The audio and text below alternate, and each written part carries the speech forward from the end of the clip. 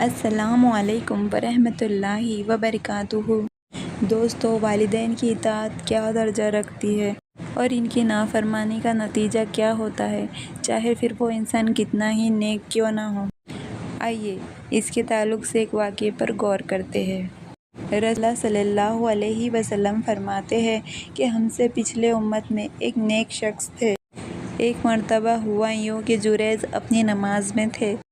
تب ان کی والدہ آئی اور انہیں آواز دی، اے جریج، آؤ، میں تم سے ملنے آئی ہوں۔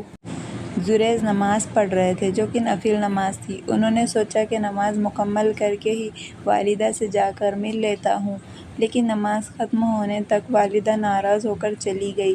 پھر دوسری مرتبہ یہی ہوا۔ اس بار بھی والدہ نے آواز دی، اے جریج، اے جریج، میں ملنا چاہتی ہوں تم سے۔ جریج پھر اپنی نماز میں لگے ہوئے، سوچا کہ اپنی نماز مکمل کر لیتا ہوں اور پھر جا کر مل لوں گا۔ والدہ پھر آئی اور جریج کو آواز دی۔ جریج اس وقت بھی اللہ کی عبادت میں تھے اور ماں ناراض ہو گئی۔ پھر کہا کہ اے جریج، تو طوائفوں کا منہ دیکھے۔ ایسی بددعا دے کر وہاں سے چلی گئی۔ آگے آپ صلی اللہ علیہ وسلم فرماتے ہیں، جریج کی جو مقبولیت تھی، ان کی جو عبادت تھی، اس سے لوگ جلتے تھے اور لوگ ویسے ہی جریج پر الزام لگانا چاہتے تھے۔ لہٰذا قوم کے شر پسند لوگوں نے ایک منصوبہ کیا۔ انہوں نے ایک بری فاحشہ عورت کو تیار کیا اور جو لوگ سے منہ کالا کرتی تھی، جس سے اس کو حمل ٹھہر گیا اور اسے ایک اولاد ہوئی جو زنا کی تھی۔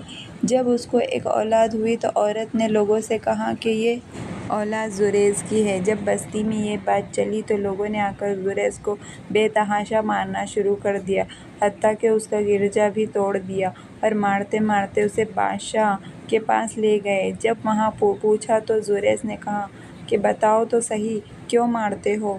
لوگوں نے کہا کہ تمہیں ایک اولاد ہے، تم نے منہ کالا کیا ہے کسی عورت کے ساتھ۔ تو جریج نے کہا کہ اسے لاؤ تو صحیح، وہ عورت کون ہے؟ جریج کی والدہ کی بددعا ہوئی اور جریج کو بری عورت کا منہ دیکھنا پڑا۔ جریج نے کہا، ٹھیک ہے، مجھے نماز پڑھنے دو۔ انہوں نے 2 رکعت نماز پڑھی اور اس کے بعد جریج نے اس لڑکے سے کہا، اے لڑکے، بتا، تیرا باپ کون ہے؟ اللہ رب العزت نے اس لڑکے کو زبان دی اور اس نے کہا، میرا باپ وہ چرواہا ہے۔ اس ننھے کے بول سن کر لوگوں کو بڑی ندامت ہوئی۔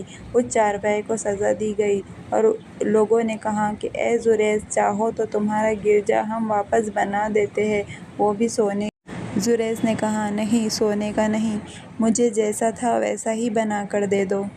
دوستو، اس واقعے سے ہمیں یہ سبق ملتا ہے کہ ایک ولی کے حق میں بھی ماں اگر بددعا کر دے تو اللہ قبول کر لیتا ہے، اس لیے کیونکہ اللہ کے پاس ان کا بہت اونچا مقام ہے۔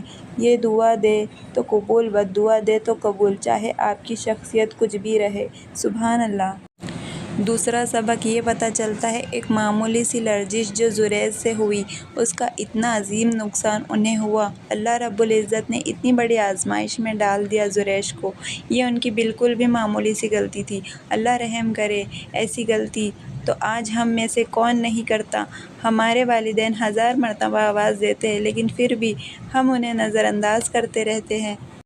اللہ معاف کرے ہمیں۔ انشاءاللہ العزیز اللہ تعالیٰ ہمیں اپنے والدین کا فرما بردار بنائے، ہمیں کہنے سننے سے زیادہ عمل کرنے کی توفیق عطا فرمائے، آمین۔ دوستو، آپ کو میری یہ ویڈیو کیسی لگی مجھے کمنٹ میں بتانا اور میرے چینل کو سبسکرائب کر دینا، میری ویڈیو کو لائک کر دینا۔ جزاک اللہ۔